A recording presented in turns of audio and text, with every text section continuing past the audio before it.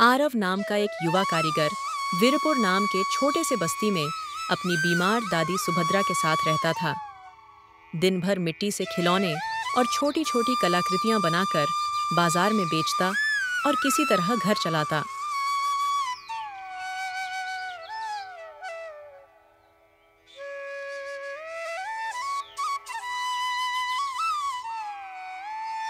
आरव, आज फिर वो सूदखोर भुवन ठाकुर आया था। तुम्हारे पिताजी के समय का उधार अब ब्याज समेत वो 1 लाख पार कर गया है। क्या? इतने पैसे कहाँ से आएंगे दादी? उसने कितना समय दिया है? केवल 2 हफ्ते। नहीं चुकाया तो ये घर, ये आंगन सब छिन जाएगा बेटा। दादी, आप चिंता मत करो, मैं कुछ करता हूँ। आरव चिंतित होकर घर से बाहर निकलता है और कुछ रास्ता खोजने लगता है। आरव की आंखों में चिंता की लहरें दौड़ पड़ीं। दादी के आंसू और टूटते घर का ख्याल उसे बेचैन करने लगा। तभी उसने गांव के चौराहे पर एक बड़ा सा पोस्टर देखा। रायगढ़ कला महोत्सव में मूर्ति प्रदर्शनी, प्रथम पुरस्कार 2 लाख। ये उसकी उम्मीद की एक किरण थी।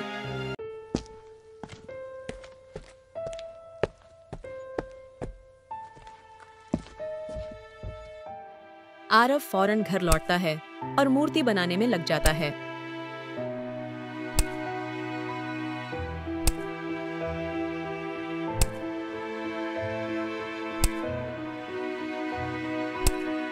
लगातार 9 दिनों की मेहनत के बाद वह अपनी सबसे खूबसूरत मूर्ति लेकर प्रदर्शनी में पहुंचता है।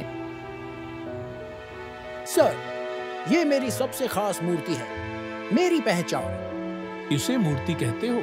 ये तो मिट्टी का एक बेहूदगी भरा टुकड़ा है। लेकिन सर, इसमें मेरी पूरी मेहनत है। ये तो कूड़े में फेंकने लायक है। इसमें कोई कला नहीं है, बस मिट्टी का ढेर है। ये कबाड़ है, इससे प्रदर्शनी बदनाम हो जाएगी। ले जाओ इसे।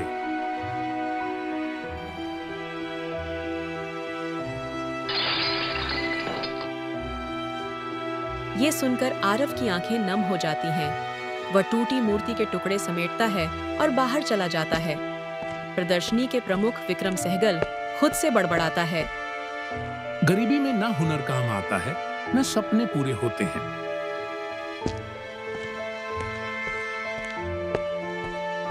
क्या गरीबी का मतलब ये है कि हमारा हुनर कभी काबिल नहीं समझा जाएगा?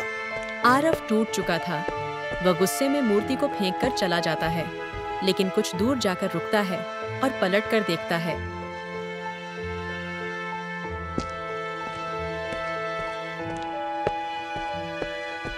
मैं तुम्हें ऐसे नहीं छोड़ सकता। चाहे जितनी बार असफल रहूं, तुम मेरी पहचान हो। वह मूर्ति उठाकर शहर के एक पुराने पार्क में रात बिताने का फैसला करता है।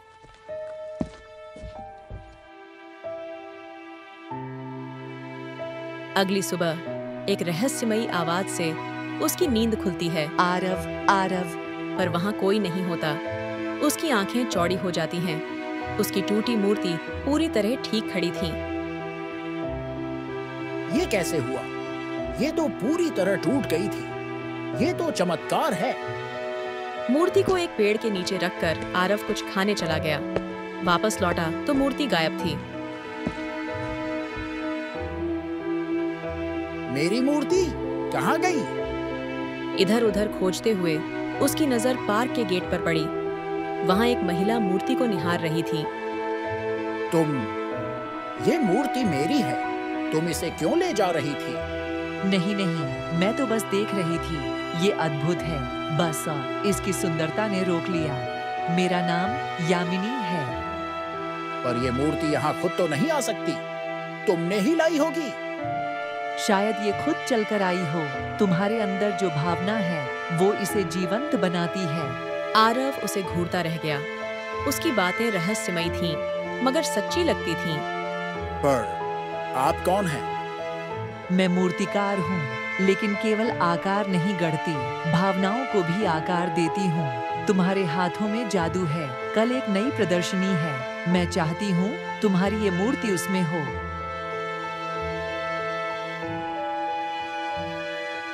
अगले दिन प्रदर्शनी में आरव की मूर्ति सबसे आगे सजी थी। किसी को नहीं पता था कि इसे किसने बनाया है, लेकिन लोग उमड़ उमड़ कर देखने लगे।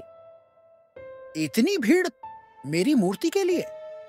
तभी वहीं मौजूद प्रदर्शनी अधिकारी, जो पहले आरव को अपमानित कर चुका था, मूर्ति को देखकर दंग रह गया। ये तो वही मूर्ति है। इसे यहाँ कैसे रखा गया? यामिनी जी ने रखवाई, उन्हीं की बदौलत। कौन यामिनी? यहाँ ऐसा कोई नाम नहीं है, नहीं ऐसी कोई मूर्तिकार है। आरव इधर उधर देखने लगा। यामिनी कहीं नहीं थी।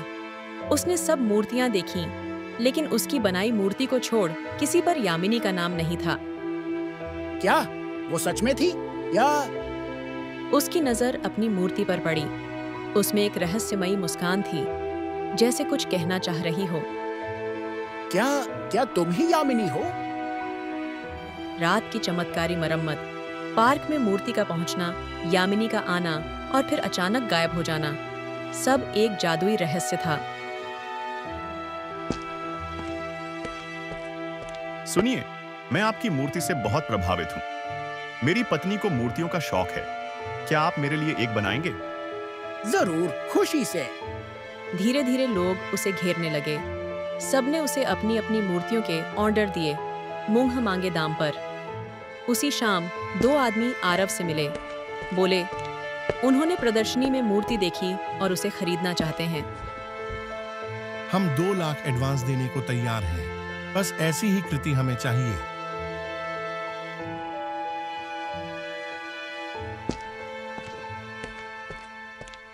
आरव ने वो पैसे लेकर सूदखोर का सारा उधार चुका दिया। दादी की आंखों में चमक लौट आई। घर बच गया। आरव जानता था ये सब उसी रहस्यमयी मूर्ति की वजह से हुआ है। उसने वो मूर्ति कभी किसी को नहीं बेची। कितने ही करोड़ों का ऑफर आया, पर वो सिर्फ मुस्कुराता रहा। तुम सिर्फ मिट्टी नहीं, मेरा विश्वास हो।